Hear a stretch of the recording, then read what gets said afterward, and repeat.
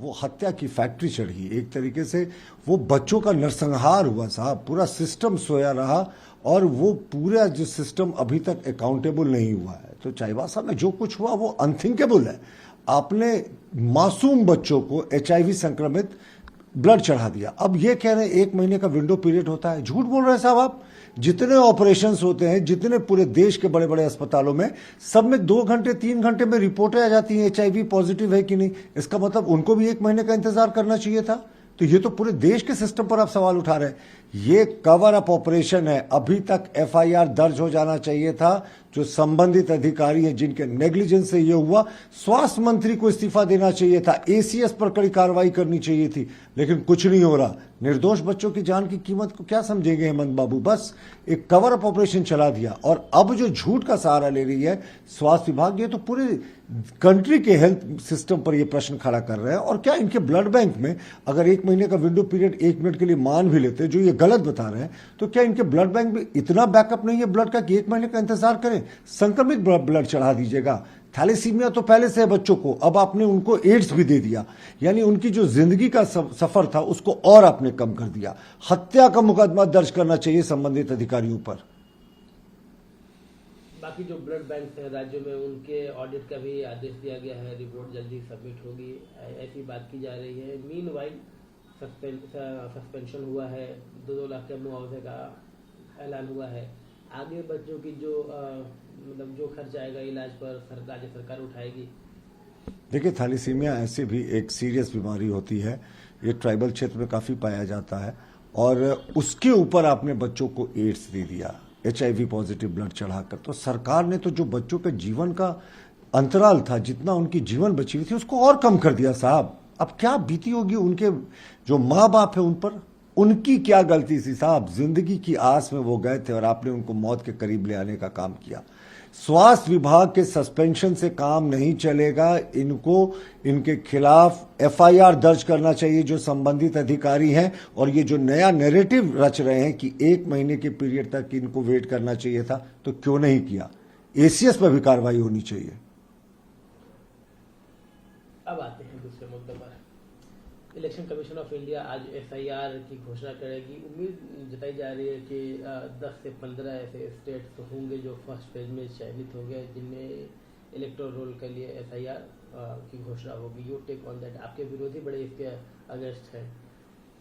राज्य की बात करें तो राज्य की जो मेन पार्टी है JMM जो सत्ता में है, उनका कहना है कि पहले भी रिजोल्यूशन हमने पास किया है, विधानसभा से जरूरत पड़ेगी तो यहाँ से बिल भी पास करेंगे कि राज्य में, झारखंड में इसको लागू न किया जाए। देखिए, अगर आप बाहरी घुसपैठियों के वोट से चुनाव जीतना चाह रहे हैं, SIR का इसलिए विरोध कर रहे हैं कि जिनको आपने दामाद का दर्जा देकर रखा है इस सरकार में, वो रोहिंग्या मुसलमान हो या बांग्लादेशी मुसलमान हो, उनका नाम वोटर लिस्ट से कट जाएगा SIR में। तो ये अगर आप इस चीज की वकालत कर रहे हैं कि SIR इसलिए नहीं होना चाहिए, तो आप राष्ट्रद्रोह की बात कर रहे हैं साहब। देश के नागरिकों को वोट देने का अधिकार है। देश के बाहर के नागरिकों को कैसे आप वोट देने का अधिकार दिला रहे हैं। और SIR से डर क्या यहाँ की सारी पार्टीज, वो कांग्रेस की केंद्र में बात करें या JMM की राज्य में बात करें, क्या वो चाहती है कि मरे हुए लोगों के वोट से जीते। बोगस वोटिंग कर रहे हैं साहब। इसका मतलब आप पलायन कर रहे लोगों के वोट से जीते। इसका मतलब आपको फेयर इलेक्शन में विश्वास नहीं है।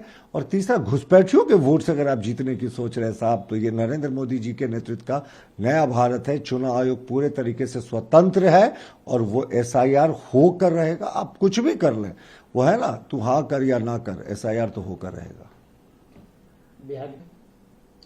बिहार के मेन अपोजिशन पार्टी के मेन नेता, महागठबंधन के मुख्यमंत्री का चेहरा तेजस्वी यादव, उन्होंने कहा है कि सरकार में आएंगे तो वक्फ अमेंडमेंट बिल जो है उसको डस्टबिन में डाल देंगे। आपने वो रंगा सियार की कहानी सुनी है ना। वो दिन में सामान्य रहता था, रात होते ही चांद देखकर उसको सारा कुछ सच्चाई दिख जाता था। तो तेजस्वी यादव को एक भीड़ में, एक रैली में अल्पसंख्यकों की भीड़ क्या दिखी कि उन्होंने अपना जो सेकुलर दामन था, उसको जो चेहरा था, उसको उतार कर फेंक दिया। वक्फ बिल का ये क्यों विरोध करते थे कि वक्फ बिल को नहीं हटना चाहिए और वक्फ बिल रहना चाहिए, क्योंकि ये तुष्टीकरण करने वाले लोग हैं साहब। गरीब मुसलमानों के विरोधी लोग हैं। जो वक्फ कानून के जरिए गरीब मुसलमानों की संपत्तियों पे कब्जा कर लिया गया है, ये नहीं चाहते वो रिस्टोर हो। इसलिए तेजस्वी यादव जी का मुखौटा उतर गया बिहार चुनाव में, और वक्फ बोर्ड पर उनका जो सेकुलर चेहरे का ढोंग था, A to Z का जो उनका फॉर्मूला था, वो तो कब का बिखर गया, अब सेकुलर चेहरा भी उतर गया। अगला सवाल, बिहार के कांग्रेस के नेता हैं शकील अहमद, बहुत प्रोमिनेंट नेता हैं। उन्होंने कहा है कि बिहार में निश्चित तौर पर एक मुस्लिम उप मुख्यमंत्री होना ही चाहिए, यानी जो पहले का डिसीजन है इंडिया ब्लॉक का कि Mukesh Sahni deputy CM, Tejashwi Yadav CM, मांग उठ रही थी, दबे खानों कटाक्ष भी हो रहे थे, आप लोग पार्टी भी कह रही थी कि 17% वालों को छोड़ दिया और कुछ % वालों को डिप्टी सीएम। अब शकील अहमद कह रहे हैं कि एक तो डिप्टी सीएम मुस्लिम कोटे से होना ही चाहिए। देखिए, डैमेज कंट्रोल में लगी है कांग्रेस और राजद। राहुल गांधी क्या कहते थे देश में घूम घूम कर संविधान का किताब को दिखाकर कि जिसकी जितनी हिस्सेदारी सत्ता में उसकी उतनी भागीदारी, पर यहां ठेंगा दिखा दिया बिहार में इस फॉर्मूले को। यहां पर 17.8% मुसलमान, लगभग 18% मुसलमान हैं, उनको अपने डिप्टी सीएम का फेस नहीं बनाया, लेकिन एक 2% जिस आबादी, जिस जात की आबादी है मल्लाहों की, आपने उनको बना दिया। हमको उस पर आपत्ति नहीं, आप बनाए, लेकिन आपने मुसलमानों को क्यों छोड़ दिया, जबकि आप मानते हैं कि मुसलमान आपका वोट बैंक है। लेकिन इससे एक चीज और स्पष्ट हो गई कि मुसलमानों को समझना चाहिए कि उनके असली रहनुमा जो है वो भारतीय जनता पार्टी ही है, क्योंकि हम कोई दो तरह का चेहरा नहीं दिखाते जैसा तेजस्वी दिखाते हैं।